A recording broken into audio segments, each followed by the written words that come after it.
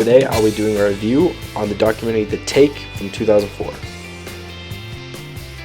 The documentary The Take was made by Canadian husband and wife filmmakers Avi Lewis and Naomi Klein. According to the Business Ethics blog, filmmakers Lewis and Klein began the movie by telling us that their visit to Argentina was driven by the desire to demonstrate something their political learnings demanded they believe, namely that there are alternatives to global capitalism. To give some background information, this movie was filmed sometime after or during 2001 in Buenos Aires, Argentina. After the economy collapsed and the federal government took hold of many middle-class factories, this is discussed briefly in the first few clips of the film. The film then goes on to show personal anecdotes of some of the middle-class factory workers and their families who are followed throughout the entire documentary. Also, Klein holds interviews with one of the previous factory owners who wants the factory back and expects President Menem to get it back for him, after Menem wins the new election and refers to him with interviews throughout the documentary. The rest of the film takes you through the process of the employees of the Ford Auto Plant factory who are working towards becoming a worker cooperative in order to sustain economic growth within the community. Towards the end of the film, after a protest outside the Ford factory, there's a breakthrough when a bill gets passed allowing the workers to have a worker cooperative and President Menem drops out of the presidency. I'll show a clip of the end right now.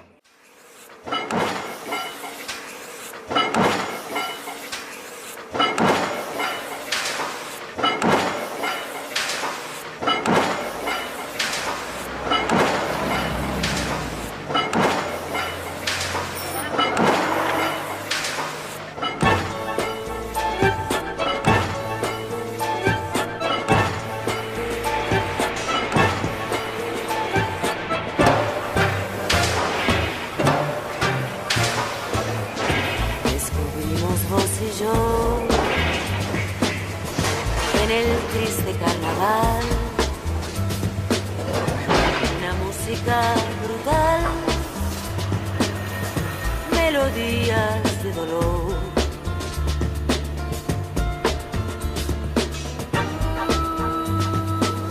Ahora, cada vez que deja de golpear la máquina. Overall, this documentary had quite a few pros and quite a few cons about it, but first I want to go over the pros that I found. One of the biggest pros of this documentary is that the content and topics that were presented are very relevant to modern day. In America, we still have many companies that underpay their workers or don't treat them right, and workers unionize because of that. And it's a very common thing. You can see that with school teachers all the way to factory workers to this day. Another reason that the film is very relevant today is all around the world that there's still a lot of political unrest. You don't have to look far to see many examples of broken political systems and economic systems just like the one shown in this documentary. Another big pro about this film that I really enjoyed was the cinematography. Throughout the film, there are many different shots that were very powerful and moving to a viewer. The one that stuck out to me the most was towards the beginning. There's a child rummaging through trash, and at the same time, he's wearing a Burger King crown. At the same time, the narrator is telling you about how the kids go from American food and all these big lifestyles to then having to go through the trash. And it very symbolizes the country very much so, of how it went from this big success to trash, pretty much at the time. Another shot that really stuck out to me and that I liked was towards the end of the film, the factory workers are in the courtroom to get the bill passed to get their factory back as a cooperative. And the cinematographer does a really good job of showing the factory workers and the judge at the same time. It shows the emotion. And after watching these men struggle throughout the whole film, it was really moving to finally see them succeed and get their factory back. The music played a significant role in this film for sure. The audience would interpret the message and emotions of certain parts of the film due to the music that they gave. For example, at 55 minutes in, right before the narrator announces that the next shots are going to be about the election, the music that's playing is very somber and ominous and orchestral. This is kind of foreshadows the results of the election coming up. Now, overall, the film was great, but there was also definitely some things that could have used a little bit of work in my opinion. The biggest critique I had of this film was that the pacing was off a little bit. At some points, it felt like the filmmakers were repeating the same topics over and over and over again, and quite a few times throughout the documentary, I felt myself getting a little bit bored. Now, overall, the film was great, but there was also definitely some things that could have used a little bit of work in my opinion. The biggest critique I had of this film was that the pacing was off a little bit.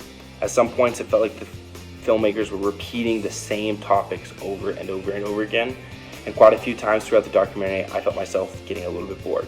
It felt as if they were spending too much time focusing on a single event and they weren't just moving on. The filmmakers really needed to focus on moving on instead of just beating a dead horse almost.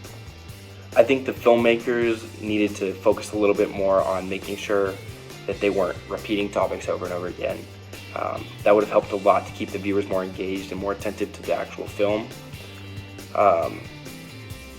There was a lot of monotone style of film of the same thing over and over again. Although I enjoyed the documentary myself, I felt myself getting bored quite a few times throughout the film. Overall, I really enjoyed this documentary. Sometimes it felt slow and repetitive and whatnot, but overall, I really enjoyed the content of the documentary. Found myself very interested in the factory workers and the outcomes, and I also found myself very interested in the political climate. So I enjoyed watching. I did get bored sometimes, but I thought they did a great job with the documentary. The filmmakers did a great job with the cinematography, and the music choice was great. Overall, I liked it a lot. If I had to rate the film from 1 to 5 stars, I think I'd give it 3.7. Filmmakers did good. I would watch it again, and I'd recommend you to watch it too. Thanks for watching my review of The Take from 2004.